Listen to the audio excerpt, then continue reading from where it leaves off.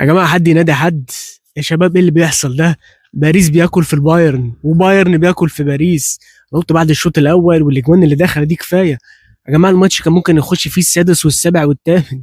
يا شباب ايه العرضيات وايه اللعب وانتوا بتحصروني على نفسي. يا جماعه انا خايف عينيا تتعود على الكلام ده. يعني طب انا هرجع اتفرج ازاي على ارسنال ومنتخب مصر والاهلي يا شباب ايه ده ايه ده؟ انا مش عارف يعني اتكلم عن مين ولا مين.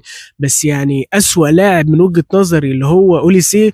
جايب جون وعمل الى حد ما ماتش كويس يعني. ايه يا شباب؟ وايه الجمال بتاع باريس ده؟ انا نعم هو ما جاش الشوط التاني بس عمل ماتش ولا اروع.